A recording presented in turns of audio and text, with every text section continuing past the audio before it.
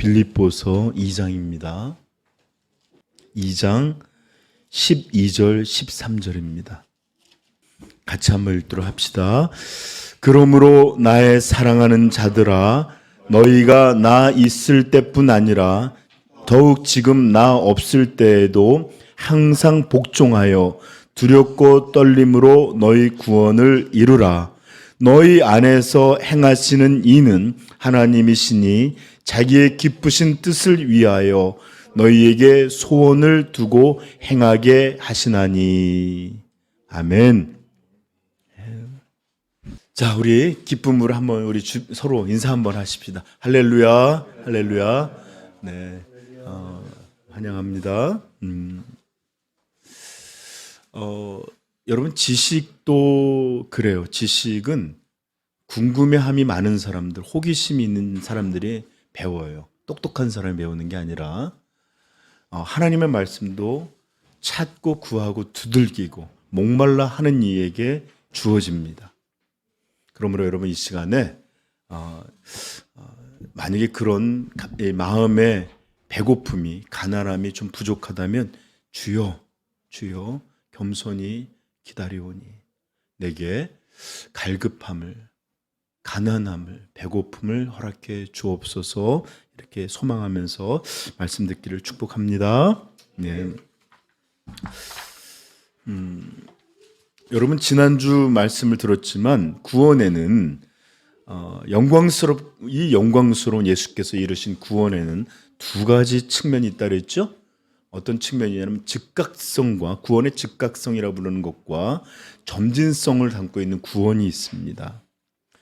즉각적이라는 말에는 우리가 예수 그리스도를 주와 구주로 영접할 때, 즉 우리가 예수님을 믿을 때 우리는 그 즉시 영원하고 참된 구원을 얻게 됩니다. 아멘. 이것을 뭐라 부른다 그랬죠? 칭의라고 부릅니다.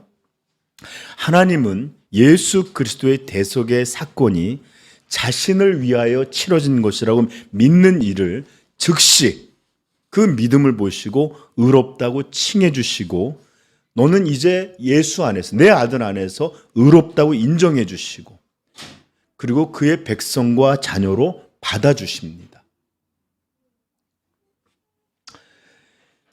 우리는 우리의 존재가 스스로 거룩해지거나 또는 우리의 행위가 의로워져서 구원을 받는 것이 아닙니다.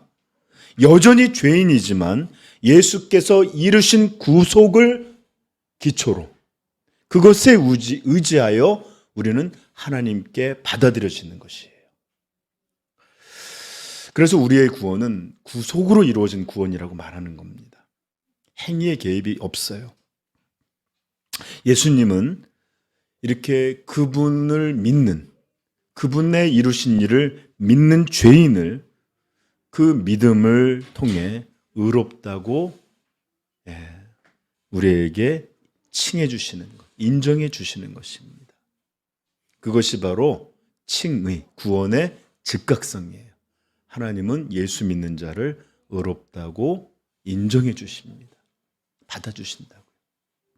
그러나 구원에는 이런 칭의에만 요소가 있는 것이 아니라 우리가 살아가는 날 동안 벌써 하나님께서 우리를 받으신 그 구원이, 의롭다고 칭해 주신 그 구원이 우리 안에서, 우리의 심령 안에서 실제적으로 실현되어 가는 점진적인 과정이 있는데, 이것을 우리는 점진적인 구원 또는 뭐라 부른다고요? 성화라고 부르는 거예요. 성화. 그러나 이 말은 점진적인 구원이라고 해서 우리가 구원받기 위해 우리의 거룩해짐이나 행위가 필요하다는 말로 이해해서는 안 돼요. 지난주에도 말씀드렸지만 예수님께서는 다 이루셨다라고 하셨지 거의 이루셨다라고 하신 적이 없으세요. 그런데 어떤 이들은 이런 예수님이 이루신 완전한 구원을 마치 거의 이루신 것처럼 만들어버려요.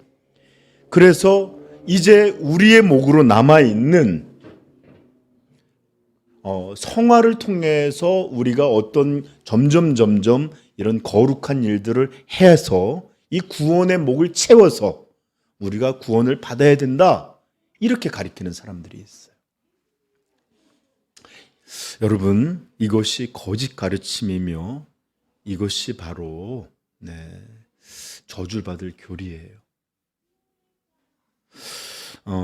이런 잘못된 것에 빠지게 되면 여러분, 우리는 이 구원 안에 있는 기쁨을 누리지도 못하고 예수님이 이루신 것들이 완전한 것이 아닌 것처럼 받아들이게 됩니다.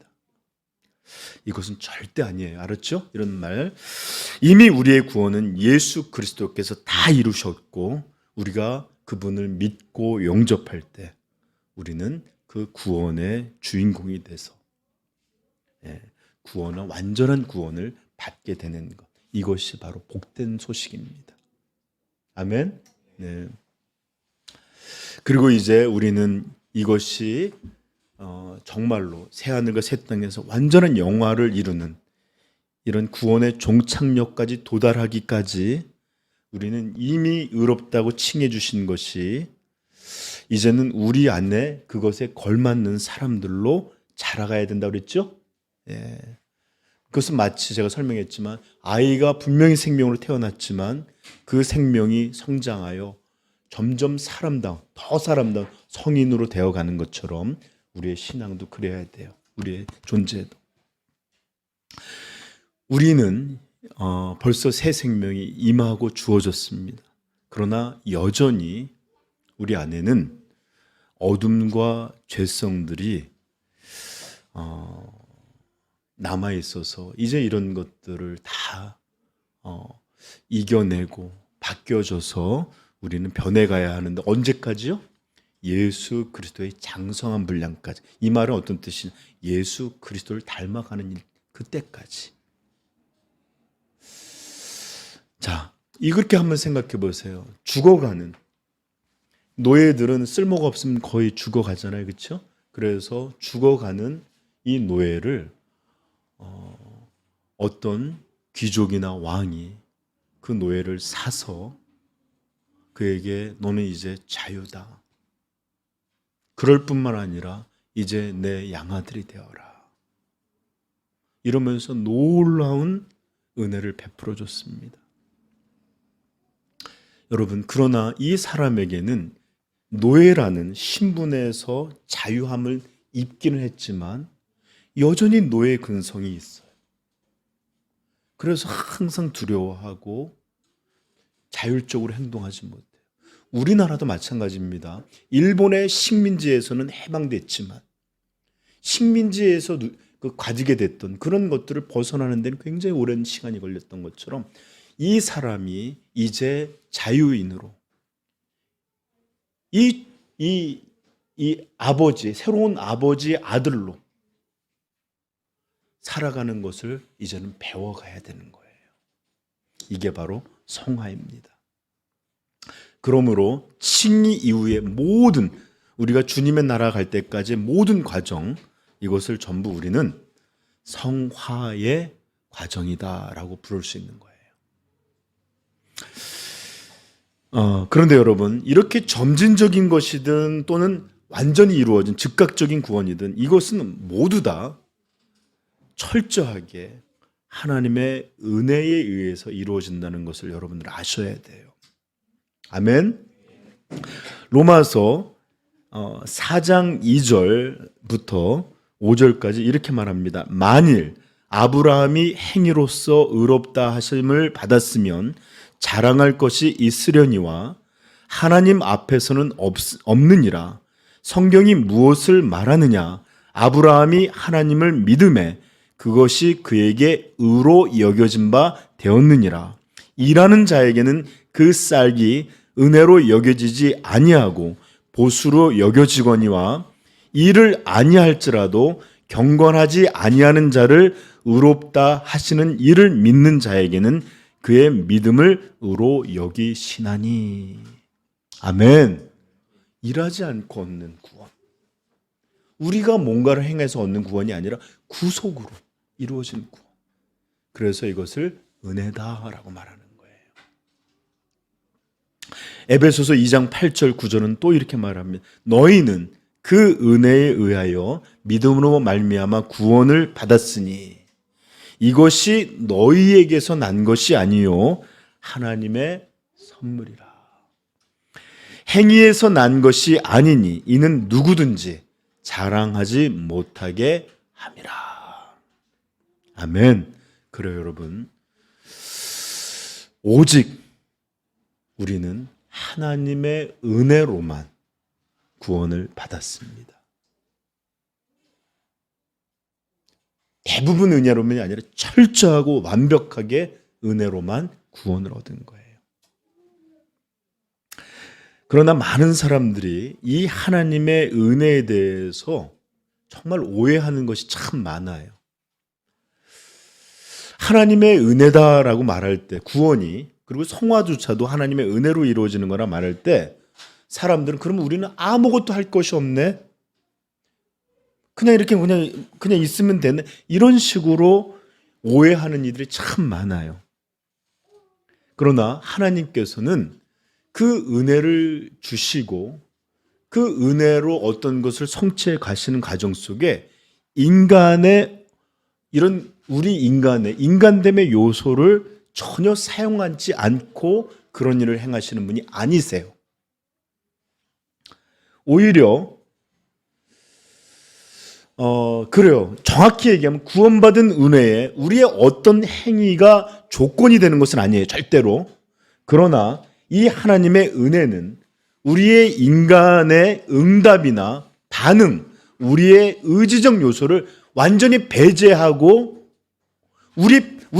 그냥 우리하고 아무 상관없이 이루어지는 것도 아니라는 것입니다. 이것은 칭의의 순간에만 그러한 것이 아니고 성화가 이루어지는 과정에 있어서도 그러한데, 오히려 칭의의 순간보다 더 성화의 순간에 이런 일들이 더 분명히 드러나요. 제가 오늘 그것을 자세히 설명하진 않을 거예요. 그렇지만 하나님은 우리의 구원을 이루어 가시는데 철저히 은혜로 행하시지만 우리의 인간적인 요소를 배제하고 그렇게 행하시는 것은 아니다라는 거예요. 이해하셨죠? 은혜로 우리에게 생명을 주세요, 거듭남을. 그렇지만 우리 안에서 죄를 회개하게 하고 예수 그리스도를 믿어 영접하게 하는 일을 우리가 하도록, 우리가 배제되는 것이 아니라 이런 일들을 행하심으로 우리가 구원받게 하시는 거예요. 아멘. 여러분, 우리의 믿음은 하나님의 선물이라는 것을 성경은 계속 강조하고 있어서 우리는 그것을 압니다. 그죠? 믿으려고 되는 게 아니라 하나님이 은혜의 선물을 주셔야지만 믿음을 갖게 돼요. 그런데 또한 성경은 우리에게 뭐라 그러죠? 주 예수를 믿으라. 또 이렇게 우리에게 믿으라라고 말씀하시고 있다는 것도 또 기억해야 돼요. 즉 주신 선물이 우리의 마음을 통해서 이루어지고, 주신 선물, 은혜로 주신 선물이, 이런 믿음의 선물이 우리를 통해서 드러나도록 하시는 것이 하나님의 방식입니다. 그것이 바로 2장 13절에 이렇게 설명돼요. 너희 안에서 행하시는 이는 하나님이시니. 구원의 일을 이루는 주체가 누구라고요? 하나님이시라고 분명히 말씀하고 있어요. 그리고 의도도 하나님이 자기의 기쁘신 뜻을 위하여, 그렇죠? 너희에게 소원을 두고 행하게 하시나니. 그래요. 하나님이 주체예요. 그리고 우리 안에 모든 어떤 것들을 만들어요. 믿음도 주시고 어떤 것들에 대한 소망도 주시고, 그렇죠? 이렇게 하나님이 하셔요. 그렇지만 이런 일들이 실행으로 일어나는 건 어떤 것을 통해서요? 우리 삶과 마음과 행위를 통해서요. 그럴 때 어떤 일이 이루어졌어요. 그럼 이것은 누가 한 일이죠? 그렇죠. 하나님이 우리 안에서 행하신 일이 되는 겁니다. 그러므로 우리는 자랑할 것이 없는 거예요. 아셨죠? 네. 자, 여러분, 우리 잘 아시지만 칭의도 무엇으로 이루어지죠? 믿음에 의해서 이루어집니다.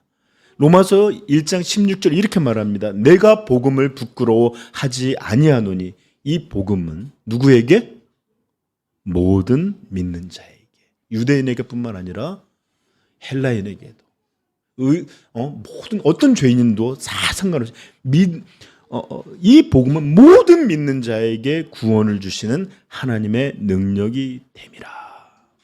먼저는 유대인에게요. 그 다음은 헬라인에게로다.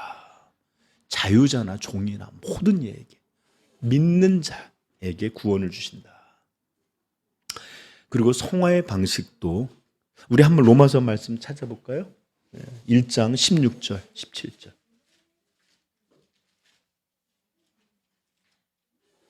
여러분 성화도 역시 믿음으로 이루어져 갑니다. 믿음으로. 우리 17절 한번 16절 17절 한번 읽어볼까요? 시작. 이 복음은 모든 믿는 자에게 구원을 주시는 하나님의 님이라. 먼저는 유대인에게요. 그리고 헬라인에게로다. 17절. 복음에는 하나님의 의가 나타나서 믿음으로 믿음에 이르게 하나니 기록된 바 오직 의인은 믿음으로 말미암아 살리라 함과 같으니라. 아멘. 오직 의인은 믿음으로 살아요. 칭의도 마찬가지고 성화도 마찬가지고 모든 것이 믿음으로 사는 것이 믿음의 의인의 삶입니다. 그런데 여기 보면 믿음에서 여기 보면 믿음으로 믿음에 이르게 하나니라고 되어 있죠. 그렇죠? 그래요. 이것은 우리가 예수 그리스도를 믿음으로 이 믿는 믿음에서 또 다른 믿음으로 이르게 한다. 즉 칭의의 믿음은 성화의 믿음으로 이어지게 되는 것이다라는 겁니다. 그러므로 여러분 우리의 칭의만 구원받는 순간만이 믿음의 사건이 아니라 성화의 과정도 믿음에서 믿음에 이르게 되는 성화의 과정도 믿음의 사건이에요. 믿음의 과정이에요. 여러분 우리는 죄 많은 세상과 우리 안에 여전히 해결되지 않은 죄의 본성이 가득 남아 있습니다. 아직 가득하게 남아 있어요. 이것의 절대적인 권세는 끝이 났어요. 우리는 이제 더 이상 죄의 종이 아니라 예수 그리스도의 종이 돼. 그러나 여전히 유효한 그런 영향력이 남아 있는 거예요. 그러므로 우리는 이 믿음의 싸움을 살아있는 동안 싸워가야 하는데, 그래서 성화를 우리는 믿음의 싸움이고 또는 영적 전투다라고 부를 수도 있는 것이에요. 불신의 이런 마음들과 싸워가야 합니다.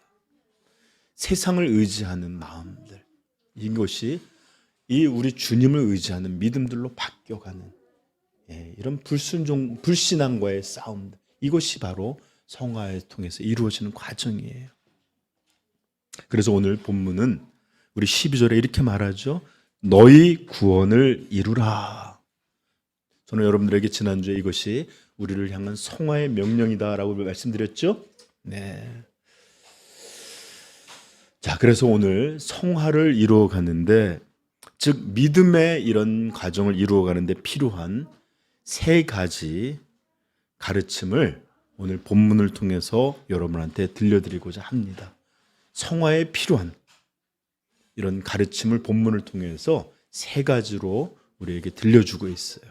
그것들을 오늘 여러분 살피려고 합니다. 첫 번째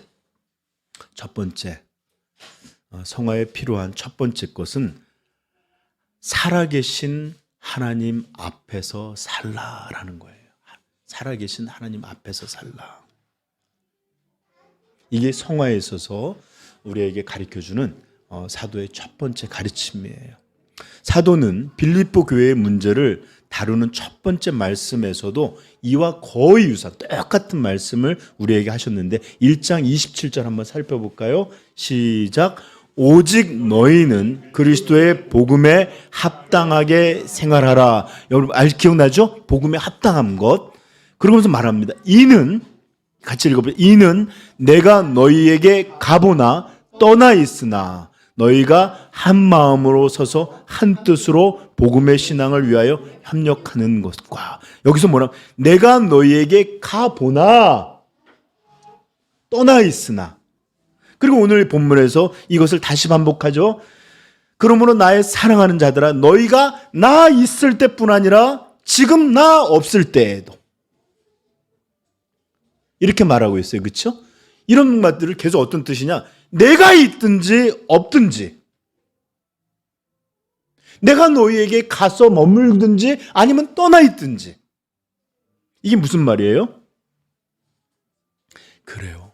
너희는 내가 너희들의 있는 것과 없는 유무에 상관없이 너희들의 신앙을 삼을 살아계신 하나님 앞에서, 살아계신 하나님 앞에서 믿음의 삶을 살라, 이 얘기예요. 내 하나님 앞에서. 이것이 바로 종교개혁자들, 특별히 칼빈이 그렇게도 강조했던 코람데오, 하나님 앞에서예요. 히브리서 11장 6절은 우리에게 이렇게 말합니다. 믿음이 없이는 하나님을 기쁘시게 하지 못하나니.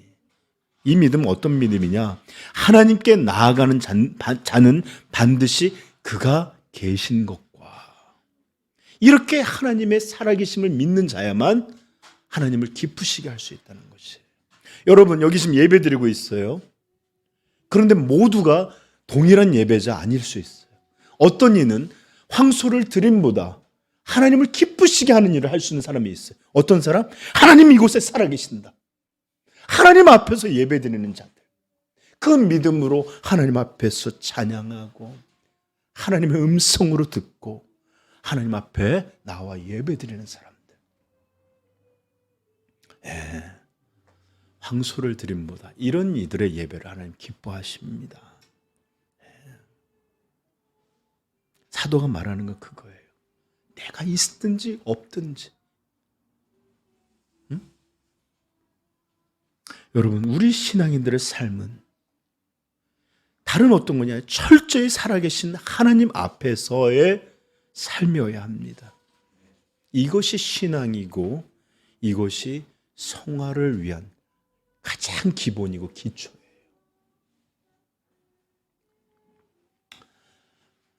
그러나 성도 여러분, 저 좀 보십시오. 우리는 또 얼마나 이것에 많이 실패합니까? 신앙은 철저히 하나님 앞에서 사는 것이 기본인데 우리는 이 기본이 얼마나 쉽게들 잘 무너져요. 저도 어떤 때는 그래요. 주일날 집에 가서 이렇게 앉아서 있으면 단 한 번도 나는 내 사역할 것들, 사람 만나는 것들, 가리킬 것들만 하나님의 임재 앞에서 있었던 적이 한 번도 없는 것 같은 느낌이 들 때도 있습니다. 여러분, 정말로 우리는 여러 가지로 실패해요. 바쁜 일이 있든지 염려가 있든지 다른 것에 마음에 빼앗기든지 영혼이 심각하게 죽어 수많은 방식으로 우리는 하나님을 놓쳐요. 하나님 앞에서 살지를 않아요. 그냥 이 세상에서 육체로만 살아요. 자, 이렇게 실패하는 여러 가지가 있지만 오늘 본문에 따라 말씀드리면 사도는 우리에게 뭐라고 말해요? 지도자의 유무에 따라 우리의 신앙은 달라져서는 안 된다. 사람의 어떤 모양에 따라, 환경에 따라 신앙이 변해서는 안 된다. 이렇게 우리에게 들려주고 있는 거예요. 이것이 얼마나 중요한지 우리는 모세의 사건을 통해서 잘 압니다. 모세는 하나님께 이 십계명, 계명을 받기 위해서 시내산에 올랐어요.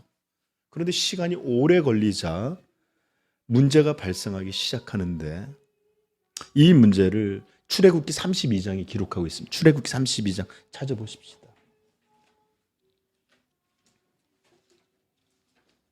먼저 1절부터 6절까지 같이 한번 읽어보십시다. 어떤 문제가 발생했는지 읽겠습니다. 백성이 모세가 산에서 내려옴이 더딤을 보고 모여 백성이 아론에게 이르러 말하되 일어나라. 우리를 위하여 우리를 인도할 신을 만들라. 이 모세 곧 우리를 애굽 땅에서 인도하여 낸 사람은 어찌 되었는지 알지 못함. 네, 산에 올라갔어요. 죽었는지 살았는지 몰라요. 불안한 겁니다. 그랬더니 그들이 어떻게 하죠? 아론이 그들에게 이르되 너희의 아내와 자녀의 귀에서 금고리를 빼어 내게로 가져오라. 모든 백성이 그의 귀에서 금고리를 빼어 아론에게 가져가매 아론이 그들의 손에서 금고리를 받아 부어서 조각칼로 새겨 송아지 형상을 만드니 그들이 말하되 이스라엘아 이는 너희를 애굽 땅에서 인도하여 낸 너희의 신이로다 하는지라. 아론이 보고 그 앞에 제단을 쌓고 이에 아론이 공포하여 이르되 내일은 여호와의 절이니라 하니 이튿날에 그들이 일찍이 일어나 번제를 드리며 화목제를 드리고 백성이 앉아서 먹고 마시며 일어나서 뛰놀더라.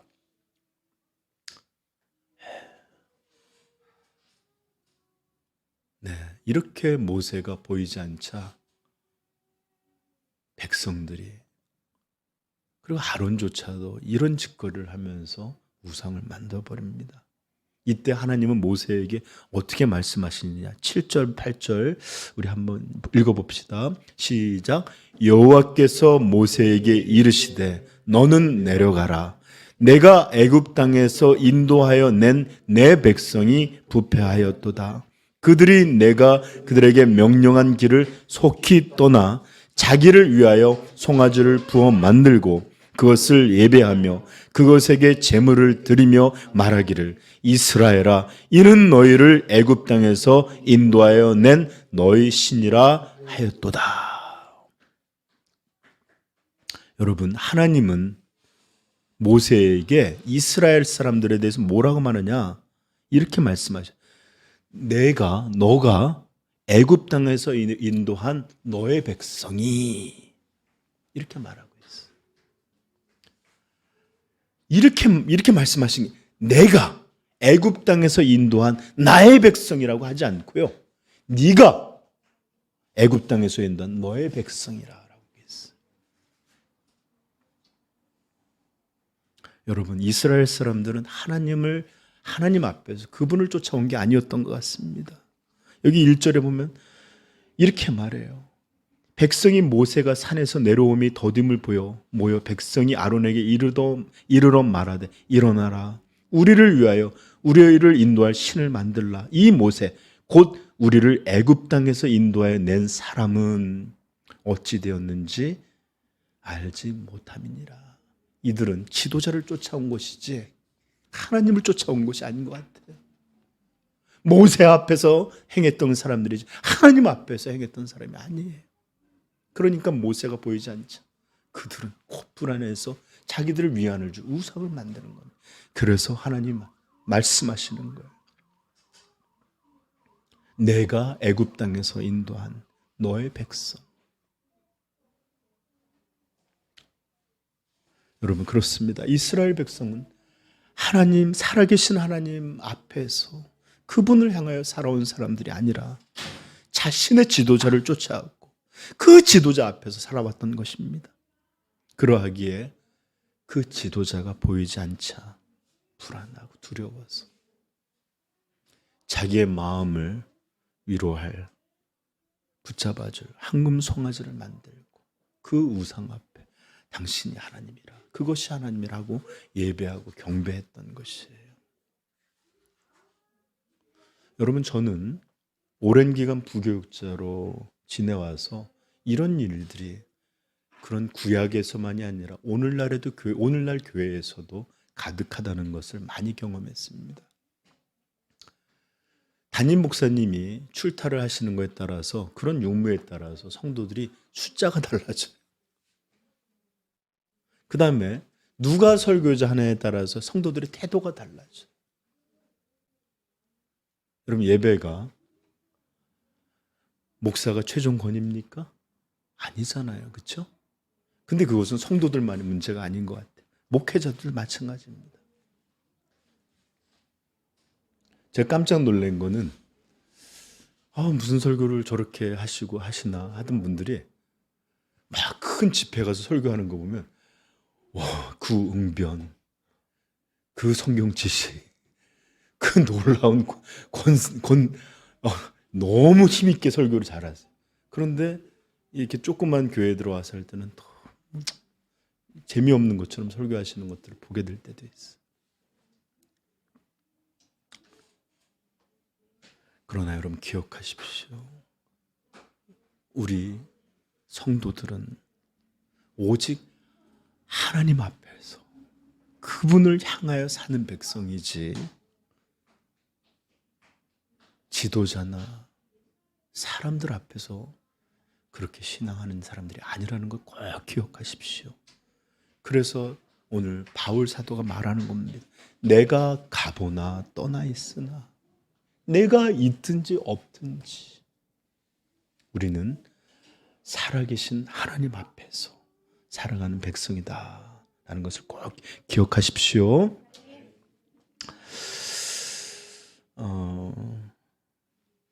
저는 좀 전에도 얘기했죠. 현대 교회들이 너무 많이 지도자에게 의존하게 하는 방식을 하는 것을 많이 봅니다. 너무 많이 교회에서만 모여서 신앙이 이루어지도록 유도하는 것을 많이 봅니다. 그러나 이것은 목회하는 데는 지혜이고 교회를 성장하는 데는 정말로 지혜일 줄 모르지만 하나님의 참된 신앙으로 살아가는 것에도 지혜인지는 저는 정말 모르겠어요. 여러분 우리 부모님들을 한번 생각해 보세요. 우리 부모님들의 아이들을 지금 열심히 땀 흘려 일하고 또 가르치고 이렇게 하죠. 근데 그들의 목표가 뭐예요? 내가 없어도, 우리가 없어도, 아니 우리가 죽어져도 이 아이가 성장해서 독립적인 삶을 이루어갈 수 있도록 준비시키는 것. 이게 부모들의 아이들을 위한 그런 목표들 아닙니까? 이것이 좀 안타까운 얘기. 점점 자기들에 대한 의존, 점점 자기들을 필요하지 않도록 만드는 일들이 바로 교육의 목적이에요. 그렇다고 해서 아이들이 부모를 사랑하지 않는 건 아니겠죠, 그렇죠? 그러나 아이들을 바르게 가르치려면 의존하지 않게 부모가 없어도 자신의 삶을 살아갈 수 있는 그런 사람들로 만들어가는 게 교육의 목표예요. 여러분 목회자의 목표가 동일합니다. 나에게 의존하게 하는 것 너무 뿌듯하고 좋죠. 나 없으면 안 되고 목사님 없으면 이러면 내 존재감이 얼마나 좋겠어요, 그렇죠? 그러나 이것은 참된 사역이 될 수 없습니다. 목회자는 신랑이 아니에요. 신랑 대신 예수께 중매하여 그분을 따르게 하고 그분을 바라보게 하고 그분 앞에서 살아가게 하는 것이지 나를 따르고 나를 바라보고 나와 잘 지내는 이런 사람을 만들려는 것이 목회자의 목표는 아닌 것처럼요. 그리고 또 목회자가 목회하는 교회에서만 신앙이 이루어지게 한다면 이것이 하나님의 뜻일까요? 아닙니다. 아닙니다. 하나님의 뜻은 삶의 자리 모든 곳에서 하나님이 계신 여러분 하나님이 계신 모든 곳에서 참된 신앙이 이루어지도록 하나님 앞에서 그분을 쫓는 삶이 이루어지도록 성도들을 이끄는 것이야말로 목회자의 참된 목표일 것이에요. 그리고 아시지 않습니까? 우리 하나님 무소부재의 하나님이세요. 하나님 계시지 않는 곳이 없어요. 그러므로 우리는 어디서든지 살아계신 그 하나님 앞에서 살아가야 될 줄로 믿습니다. 네. 그러므로 이 코람데오 하나님 앞에서의 신앙은 우리의 신앙, 즉 우리의 성화에 있어서 절대적으로 필요한 것이다. 여러분 꼭 기억하십시오. 네, 거룩해지고 싶죠. 네, 주님 앞에서 사십시오.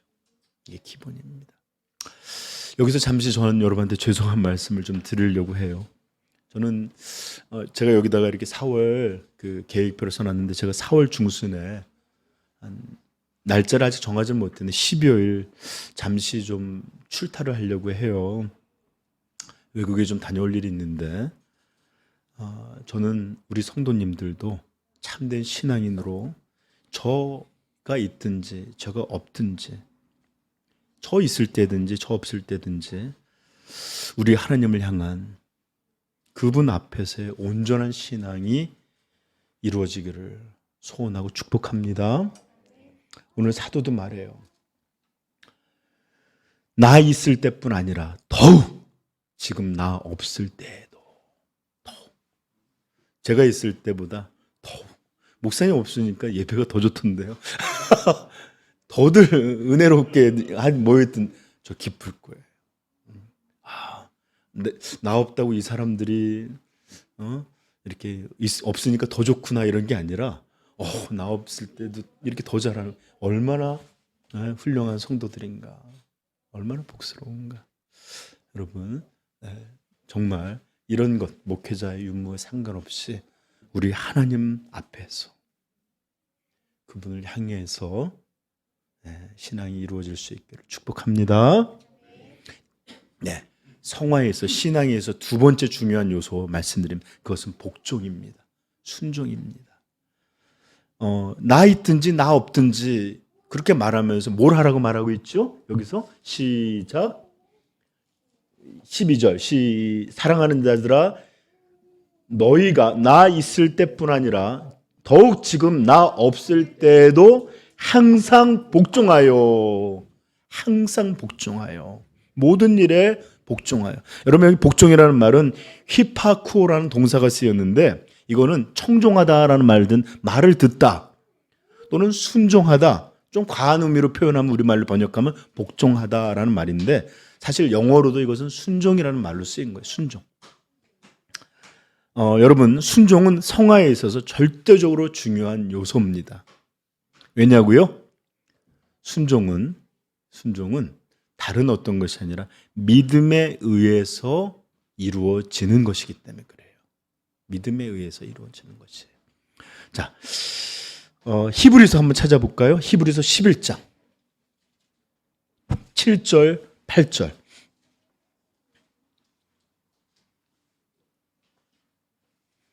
읽겠습니다.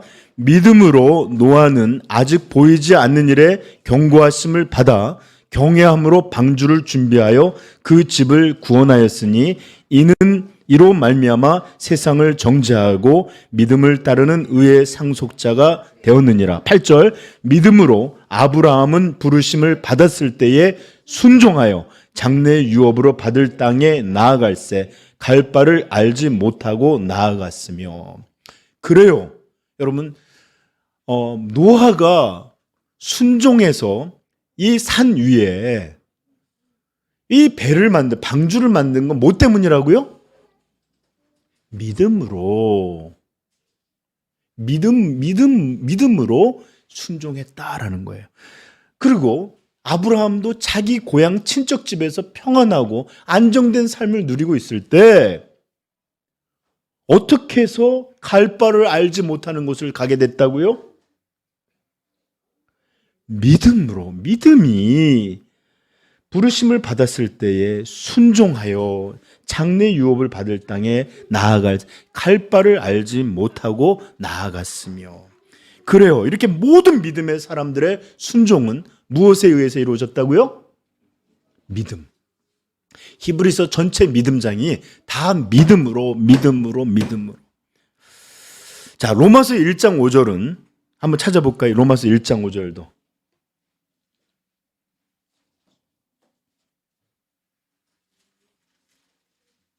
시작. 그로 말미암아 우리가 은혜의 사도의 직분을 받아 그의 이름을 위하여 모든 이방인 중에서 믿어 순종하게 하나니. 순종은 믿음에 의해서 만들어집니다. NIV는 The obedience that comes from faith라고 말했어요. 순종. 믿음에서부터 오는 순종. 이렇게 표현한 거예요. 우리는 이것을 믿어 순종하게 하나니 이렇게 말했고요. 그래 여러분 순종은 믿음에 의해서 이루어집니다. 이 말은 다른 말로 하면 순종하지 않는 것은 그에게 뭐가 없다는 거예요? 믿음이 없다는 거예요. 믿음.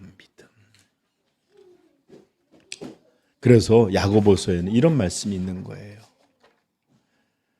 이와 같이 행함이 없는 믿음은 그 자체가 죽은 것이라. 이것은 진짜 믿음 아니라는 거예요. 입술로만, 생각으로만 이루어지는 믿음이라는 거예요. 여러분, 반드시 믿음은 우리에게 순종으로 나아가게 합니다. 네. 우리가 믿음이 있어서, 복음을 믿음으로 우리가 죄인됨을 깨닫고 회개했고, 예수께서 우리를 위해서 본 적은 없잖아요. 우리 십자가. 그렇지만 믿음으로, 그것이 나를 위해서 이루어진 것이라 믿음으로 예수님을 영접하는 것처럼 말입니다. 믿음은 이런 일들을 만들어요. 여러분, 믿음이 없다는 거 결코 작은 일이 아니에요. 칭의에 있어서 의롭게 되지를 못한다는 것이고, 또 성화에 있어서도 이것이 성화가 이루어지지 않고 있다는 말인 것 같습니다. 제가 아까도 얘기했죠. 성화는 믿음에 의해서 이루어지는데, 이런 과정에는 우리의 불신앙과 싸움을 통해서 승리하는 믿음의 승리를 통해서 우리는 성화가 되어가는 거예요. 그러므로 순종이 없다라는 것은 그에게는 믿음이 없다라는 것과 같습니다. 여러분, 이건 작은 문제가 아닌데 한 가지만 설명해 드리면, 이것은 본인에게 아주 크나큰 그런 고통이 될 거예요. 왜냐? 절대로 기쁠 수가 없기 때문에 그래요. 우리는 예수 그리스도를 영접함으로 자신이 얼마나 추하고 심판받아 마땅한 죄인이라는 것을 알게 됐습니다. 그런데 이런 존재가 변하지 않고 끊임없이 옛삶을 반복하여 살아가며 더러운 것을 먹고 더러운 것을 행하고 추잡한 일을 행하는 이런 일들을 이어가고 있을 때 그래도 행복할 수 있다고요? 그래도 기쁠 수 있다고요? 예, 이거 성도 아닙니다. 절대로 성도는 이런 일에 기쁠 수가 없어요. 그러므로 너희는 거룩해져라 라고 말씀하시는 이 하나님의 명령은 진정한 우리의 행복을 위한 하나님의 은혜의 명령이세요. 성도는 거룩해져야만 기쁨을 가질 수가 있습니다. 여러분들, 죄 가운데 살아가는 많은 오늘날의 성도들의 모습을 보십시오. 음식이 없어서, 또는 입을 옷이 없어서, 또는 집이 없어서 이런 것 아니잖아요. 그 안에 하나님 앞에 그리스도를 닮아가는 이런 거룩함이 없고, 날마다 손과 발과 눈과 모든 것들을 행하는 것들이 죄뿐이니 어찌 살아갈 수 있대 행복이 있겠어? 어찌 그 가운데 즐거움이 있겠고, 하나님 믿는 일이 그에게 날마다 괴로운 일들만 만드는 거예요. 그러니까 하나님을 더 피하는 겁니다. 그러므로 이런 거룩한 순종이 없는, 믿음이 없는 자의 삶은 성도라 할지라도 정말로 비참한 인생일 수밖에 없어요.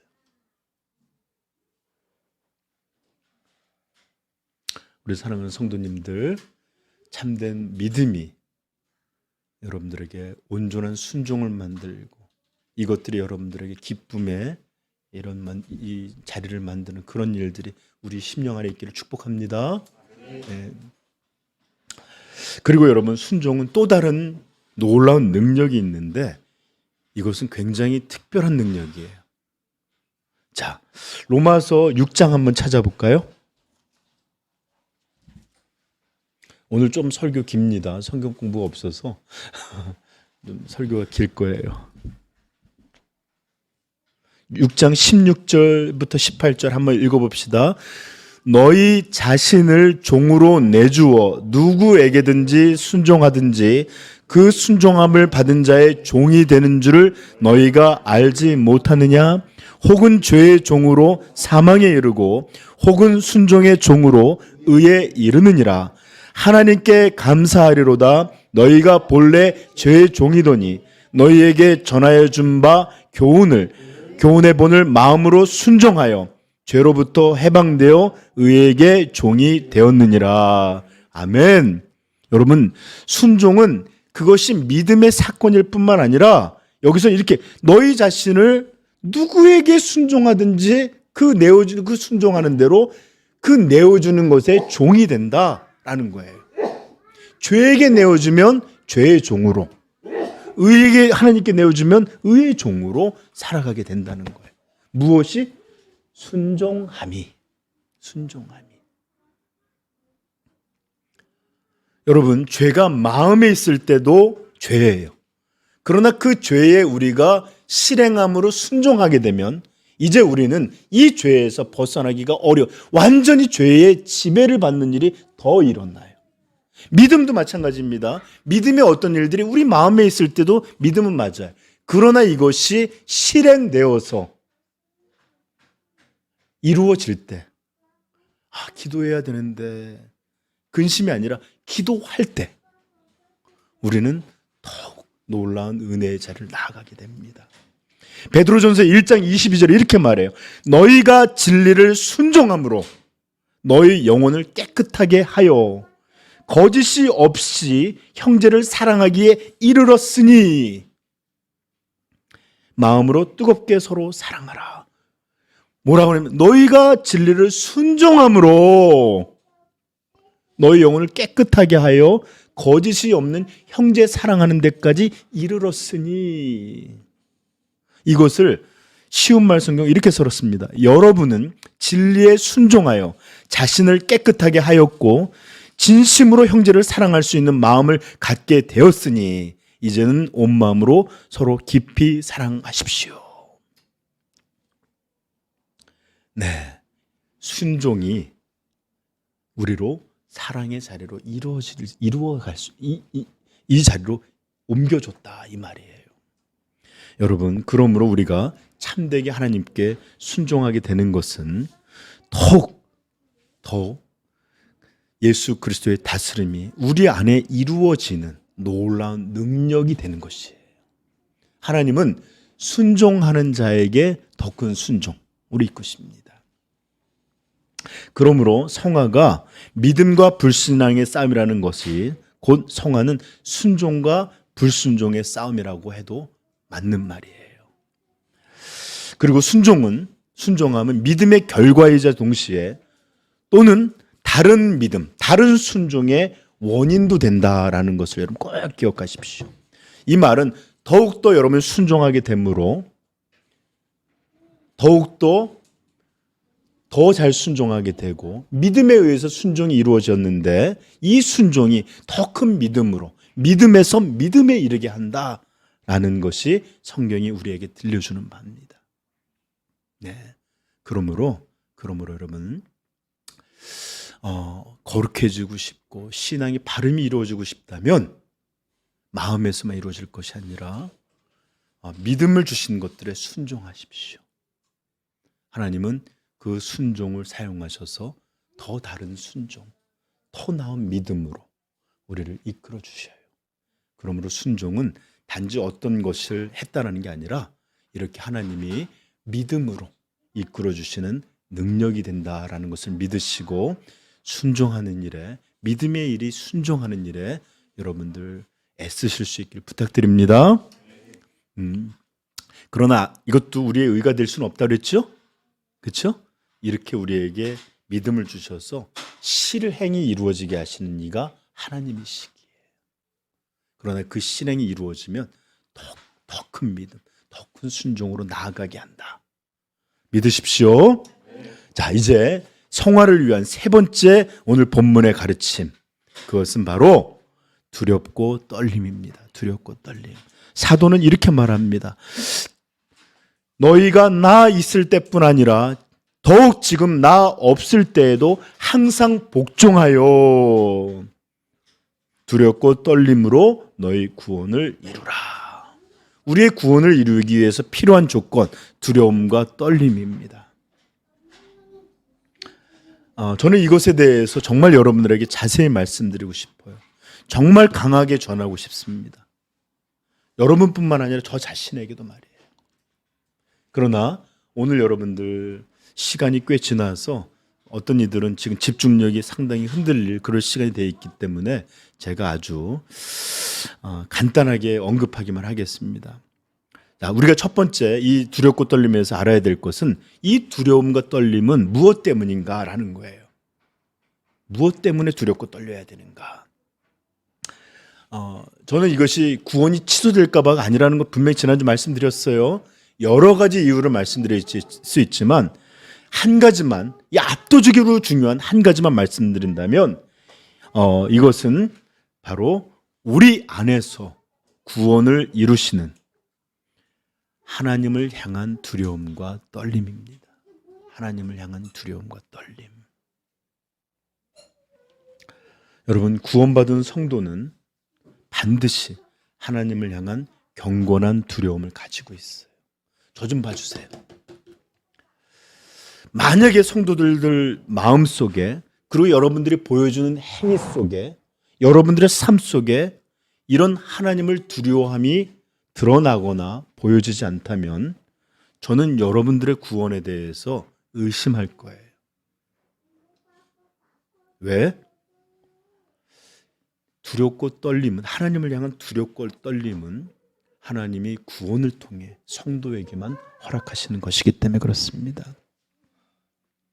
이것을 알아보기 위해 우리는 로마서 3장의 말씀을 살펴볼 것인데, 로마서 3장 10절서부터 18절에는 모든 사람이, 모든 인류가 죄를 범하고 죄 아래에 있다 라는 것을 논증하는 말씀이 나오는데, 우리 로마서 3장 10절부터 18절 같이 한번 읽어보십시다. 읽겠습니다. 찾아서 읽으십시다. 로마서 3장 10절부터입니다. 18절 시작. 기록된 바 의인은 없나니 하나도 없으며 깨닫는 자도 없고 하나님을 찾는 자도 없고 다 치우쳐 함께 무익하게 되고 선을 행하는 자는 없나니 하나도 없도다. 그들의 목구멍은 열린 무덤이요 그 혀로는 속임을 일삼으며 그 입술에는 독사의 독이 있고 그 입에는 저주와 악독이 가득하고 그 발은 피 흘리는데 빠른지라. 파멸과 고생이 그 길에 있어 평양의 길을 알지 못하였고 그들의 눈앞에 하나님을 두려워함이 없느니라 함과 같으니라. 이 말씀 쭉 여러 목록이 되어 있죠. 의인은 없나니 하나도 없고 찾는 자도 없고 다 치우쳐 무익하게. 이것에 대한 결론이자 핵심의 말은 18절입니다. 뭐예요? 하나님을 두려워함이 없다라는 거예요. 하나님을 두려워. 그러므로 저는 어떤 이가 아무리 믿음에 대한 자랑을 하고 어떤 왕년에 어쩌고 또는 어떤 일들이 있다고 해도 하나님을 향한 두려움을 갖고 있지 못한 사람의 말 믿지 않아요. 왜? 이것은 바로 불신자의 모습이에요. 하나님을, 그들의 눈앞에 하나님을 두려워함이 없느니라. 여러분, 성도는 의의 삶을 이루어갈 때도 두렵고 떨리는 마음이 있습니다. 하물며 하나님 앞에서 온전히 행하지 못할 때는 그의 마음에 항상 설명할 수 없는 두려움이, 깊은 두려움이 자리 잡고 있습니다. 여러분 아십니까?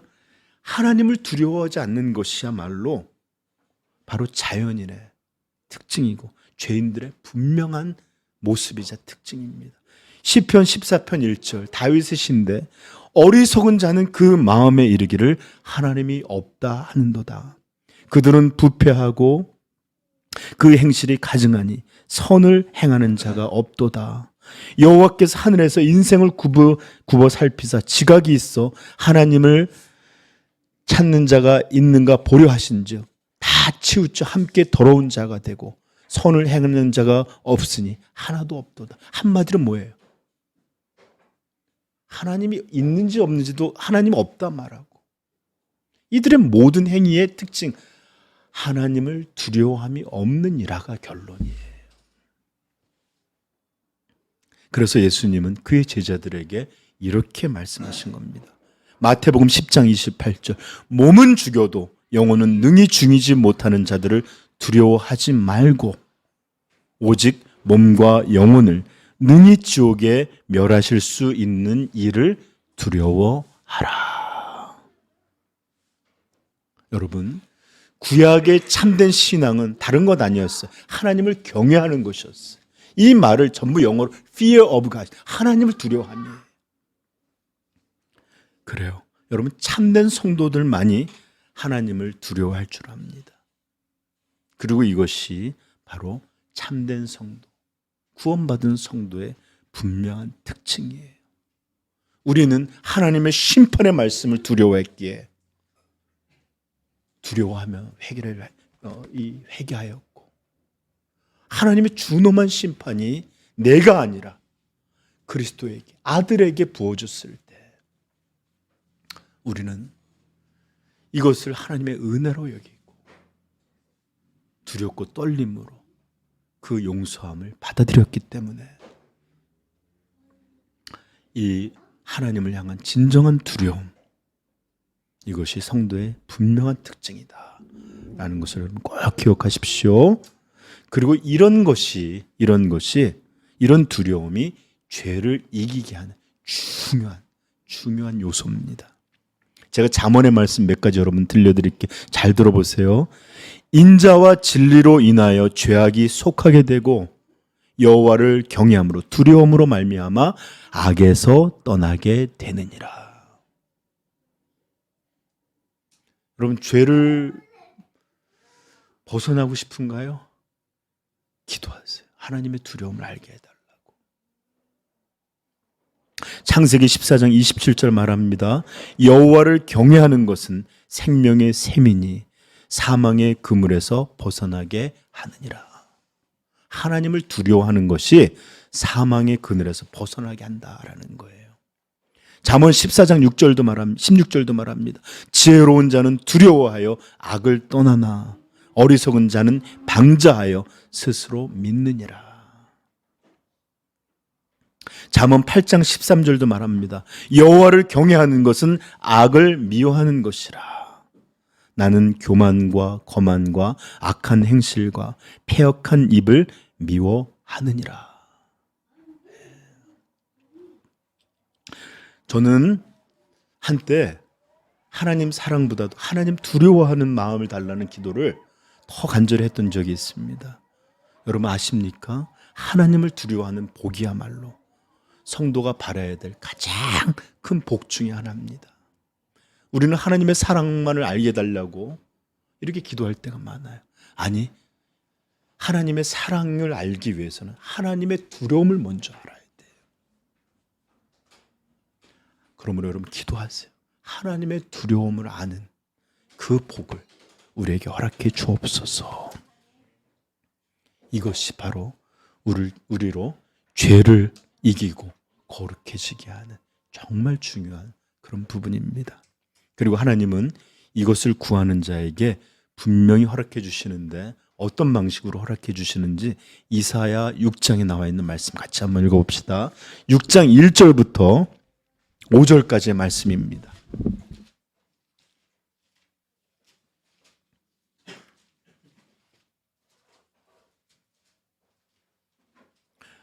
여러분 읽기 전에 저도 새로운 성도들이 늘고 그럼 이렇게 설교를 마음껏 못해요.